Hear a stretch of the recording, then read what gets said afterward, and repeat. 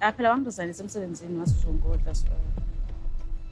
It's only fair ukuthi because you made me leave my job. Ngoba le ndlela angeke ivume ukuthi uhlale le usebenze mina ngilana. Iwona mpela kumsebenzi. Oh guys, it's so sad ukuba uMakhwela at this time. Yena angabe ekhuziwe kodwa I feel like uMakhwela useyingane and akacabangi njengomuntu omdala. Angaba nomzimba wabantu abadala but she doesn't think like umuntu omdala. She just thinks umjolo. I understand. And ngapha ujola nomuntu omdala or I don't know how to put Umseleku.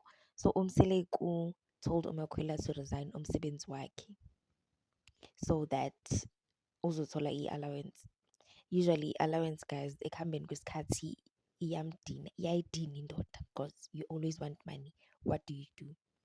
That's why Umseleku ended up saying, phela wena your job here is to bring babies. And uMakhwela was like, if ever I bring babies, mele i-salary ikhuphuke because ngikugadele abantwana. Guys, what's happening? What's happening with it's like I find out so every episode I find out. For the fact that it's alleged ukuthi pregnant futhi. For i-salary increment. Hawa guys. Okay ka umsebenzi, base awuyeka umsebenzi for indoda. Awuyeka umsebenzi indoda ikutshela ukuthi yeka umsebenzi mina ngizokunakekela.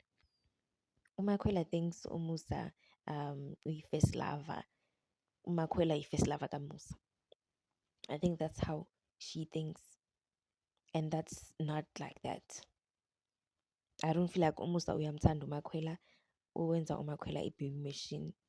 That's why nje azodlala ngaye kaso. And I understand why abazali bakaMakhwela bangahlali phansi noMakhwela bakhulume naye ukuthi ntombi kenzakalani? Is this what you want to settle for?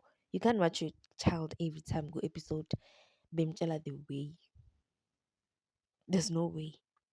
I hope abazali bakhe bayakhuluma lapho nalapho naye ukuthi girl impilo ufuna ukuyiphila le. Uyothi phela masekakhulile abe ne-anger afane nomangwabo afane nomayeni. Umusa uyiqala from isaqala relationship lento yakhe and he makes sure ukuthi inyawo lakhe lishaya phansi and uyamuzwa. Oh guys, this is so sad.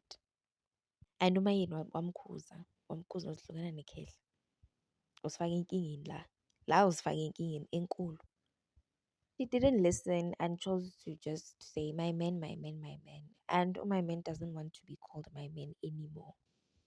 As yena unabafazi abaningi to be called my man. It's like manje usamke ngathi uyam-owna and then nabafazi abaningi aka-ownwa. Hey guys, what are your thoughts on this?